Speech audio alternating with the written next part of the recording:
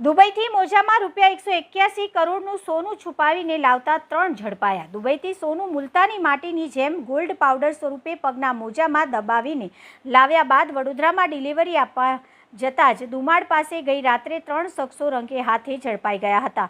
પોલીસે ₹1.81 કરોડની કિંમતનું સોનું, ઈ સિગારેટ અને દારૂની બોટલો કબજે કરી સોનાની દાણચોરીનો પર્દાફાશ કરી તપાસ હાથ ધરી હતી અને અમદાવાદ એરપોર્ટથી ખાનગી વાહનોમાં બેસીને અમદાવાદ એક્સપ્રેસ હાઈવે પરથી આવીને સાવલી તરફના કટ પાસે ઉતરવાના છે, ત્યાં અશોક બંનેને લેવા માટે આવવાના છે તેવી માહિતી મંજુસર પોલીસને મળી હતી। બેગોમાંથી પ્રતિબંધિત ઈ સિગારેટ અને દારૂની બોટલો તેમજ કુલ 6 કાળા રંગના પગમાં પહેરવાના મોજા મળતા મોજામાં અંદરની સાઈડ સિલાઈ કરીને સફેદ રંગની સેલોટેપમાં સંતાડી રાખેલા વસ્તુઓને મળી હતી।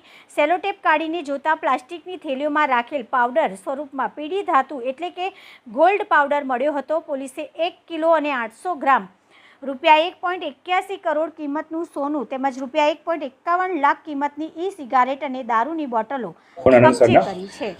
સીધા માર્ગદર્શન હેઠળ મિલકત સંબંધી ગુનાઓ અટકાવવા માટે તેમને જરૂરી સૂચનાઓ આપેલી હતી। એ અન્વયે મંજુસર પોલીસ સ્ટેશનના પીઆઈશ્રીને ચોક્કસ બાતમી મળેલી કે અશોકભાઈ પ્રજાપતિ નામનો ઈસમ જે અલગ અલગ વ્યક્તિઓને દુબઈ ખાતે મોકલીને ભારત સરકારની જે કસ્ટમ ડ્યુટી છે એ ભરવી ના પડે એ રીતે બેગમાં ચોરી છુપીથી પાવડર રૂપી સોનું સંતાડીને ભારતમાં ઘુસાડવાની હેરાફેરી કરાવે છે।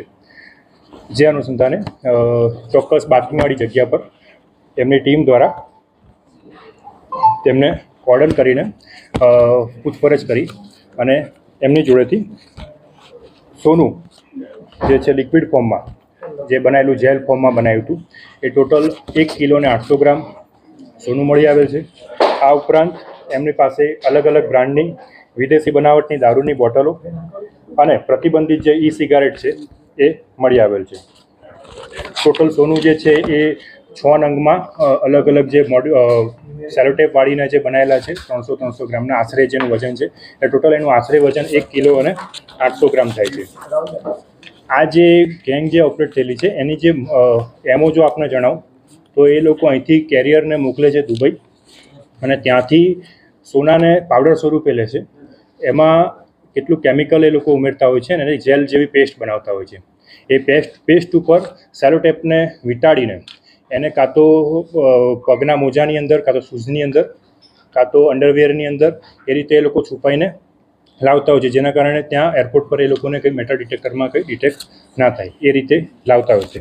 આમાં જે મુખ્ય 3 આરોપી અત્યારે આપણે પકડેલા છે, જેમાં અહીંથી જેને મંગાવ્યું હતું એ છે અશોકભાઈ રમણભાઈ પ્રજાપતિ જે બરોડાના રહેવાસી છે, ઉપરાંત વિપુલભાઈ દશરથભાઈ પટેલ જે અમરોલી સુરતના રહેવાસી છે, હરીશચંદ્ર અરવિંદભાઈ સોલંકી જે વડોદરાના છે અને એક વોન્ટેડ છે જે સુબર આલમ ગોર આલમ રાજપૂત જે અમદાવાદનો છે, જેને પકડવાનો બાકી છે।